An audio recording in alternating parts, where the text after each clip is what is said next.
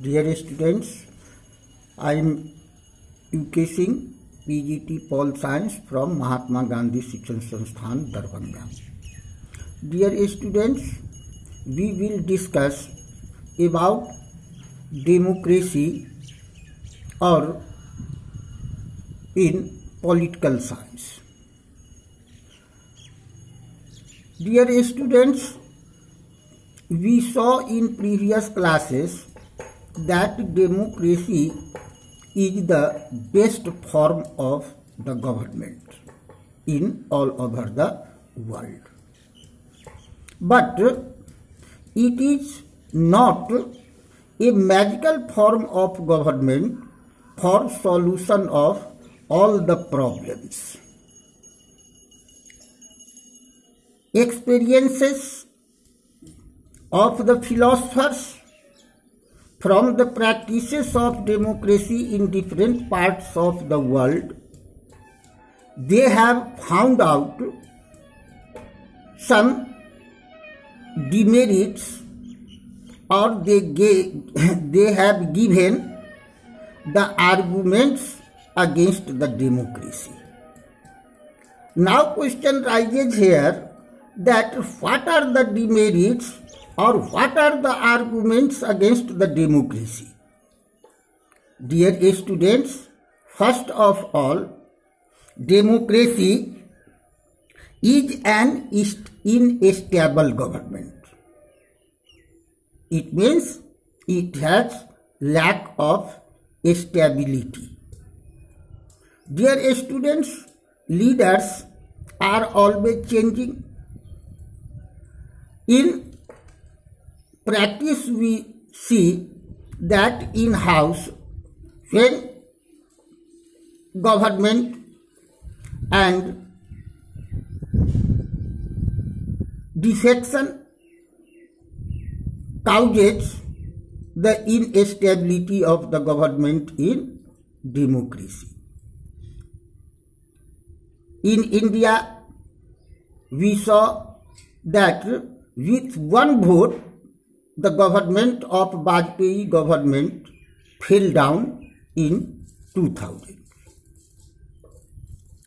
Similarly, many times we see in different parts of the world that democracy has lack of or absence of stability. Second, it is an immoral government.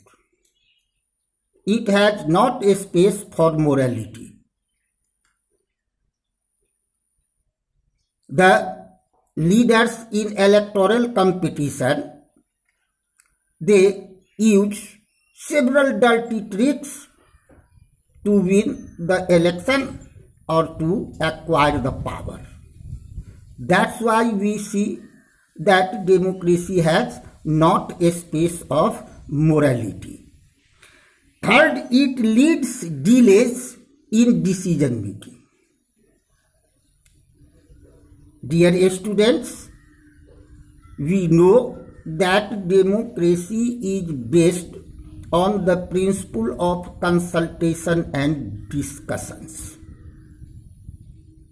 And for decision making, the decision makers have to cross from the several processes, which takes more time and delays in decision making. Thus, we see that democracy delays in decision making, or democracy is the government of delays. Okay, now it leads bad decisions. Dear students, we see that many candidates who do not hold better knowledge for politics, but by several reasons, they are made candidates by several parties and they win the election. They go in the houses, legislature, and become the decision makers. what type of decision they will make. They have not knowledge of decision making. That's why they lead bad decisions. Thus we see that democracy leads bad decisions. Dear students, it leads corruption. It leads corruption, or we can say that democracy is the government of corruption. And India is the best example of this demerit of the democracy. Several scams we learn, we see in the magazines, we watch on TV, we listen on radios. That's why the candidates who use adequate wealth or money to win the elections, and they want to get back when they go in power. Thus we see that democracy leads corruption, or democracy is the government of corruption. It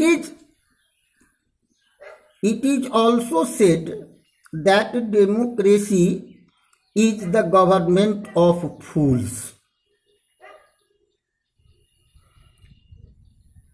Because ordinary people do not have good knowledge about what is good and what is bad. Ordinary people have not good knowledge about politics. They are unable to choose their candidates, suitable candidates, who may become their representatives, who may become their decision makers, and they cast their votes in such a candidate which cannot or which may not become a good decision maker and good representatives. That's why we see that democracy is the government of fools. Dear students, in beginning I told you that democracy is not the magical government for solution of all problems. India has democracy since independence, but it is unable to eradicate poverty, illiteracy, food insecurity, as well as it is unable to remove the corruption